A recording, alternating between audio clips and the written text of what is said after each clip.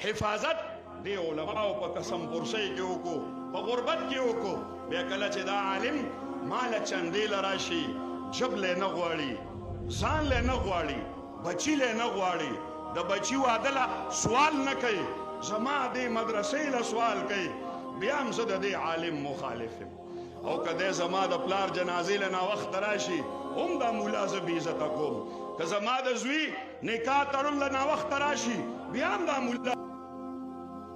دویمې او درېمې له ناوخته راشي د تقریر ټیم تیر شوی بیا هم زه دا مولا بې عزته کوم لیکن دا عالم بیا هم ودرېږي الله زما په دې مقتدیانو د رحم صادر راخور کړي الله د امت محمدیه په انسانانو رحم وکړي علما ناستي خبره نه اوږدوم بس دا یو خبره عرض کوم زمونږ دا علما دا که سیاسي علما دي دا که د خانقاه علما دي دا که د درس و تدریس علما دي دا که د تبلیغ علما دي او که د جهاد علما دي الحمدلله دی چې هلته ودرېږي په کعبه کې قسم دی که بچوله دعا کوي دا قسم کې حانس نیم منګ تلی عمرې له الله دې منګ او تاسو بار بار بوزي یو عالم دی او هغه عالم سیاسي عالم دی ځکه هغه ماته وی زما نوم به نښی په کعبه کې ولاړو په حتویم کې د میزاب رحمت لاندې ولاړو اوس یو سړی دی ماسخوتن مون نه پس په دې کعبه مبارکه داسې دواړه د الله سیخې دي کله تندې په دې کعبه مبارکه کې دي کله په یو مخ کې دي او جاړي زه ورنږدې شوم ما نفل کول ورنږدې شوم ما چې دی څه دعا کوي قسم دی والله العظیم په دې قسم کې زه حانس نیم دا دعا یې کوله الله د پاکستان په مسلمانانو د رحم صادر راخور الله د افغانستان په مسلمانانو د رحم صادر راخور الله د شام په قسم په ذات باندې 15 منټه نه بچی له وغوښته نه ځان له وغوښته نه لور دپاره دعا وکړه 15 منټه پس چې را نږدې شو نو ما ته وایي چې مولوي صاحب دا به زما او ستا امانت یې ګورئ دا به چاته وایي نه قسم درته خورم د هغې میزاب رحمت لاندې ما وی خدایا د پاکستان د مسلمانانو ته زمونږ د دې کافر مولا سیاسي مولا صحیح کافر مولای جماعت ته وباسئ دا سیاسي مولا نه راغواړئ پروګرام له پروګرام پې بدرنګ ښکاري قسم دی ما د هغې میزاب داسې اسمان ته وکتل ما وی خدایا د دې عالم د زړه درد د پاکستان د مسلمانانو ته لږ ته وښیې دا جړا یې ورته وښیې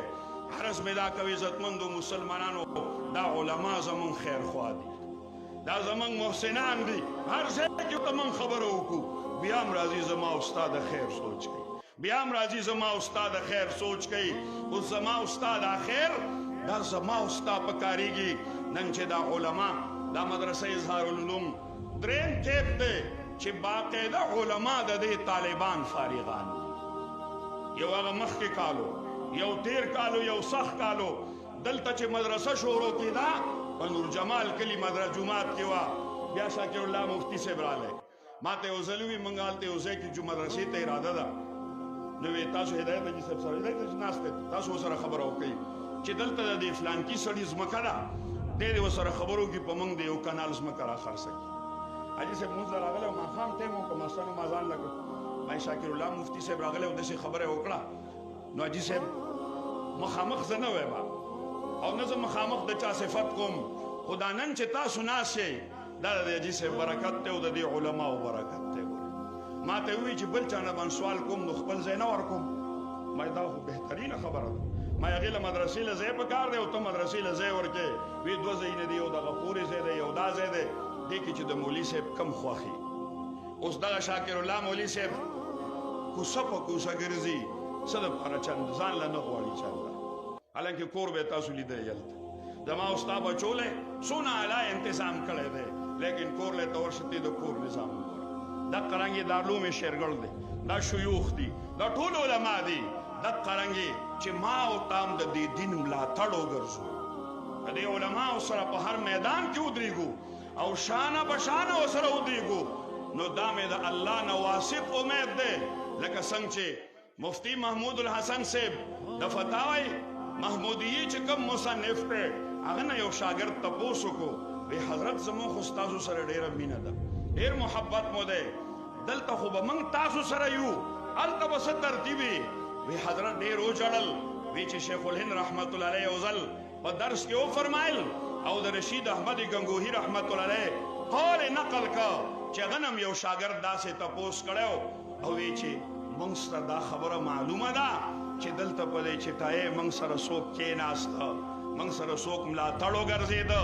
دا به په حشر او جنت کې زموږ سره دا خبرو باندې اکتفا کوم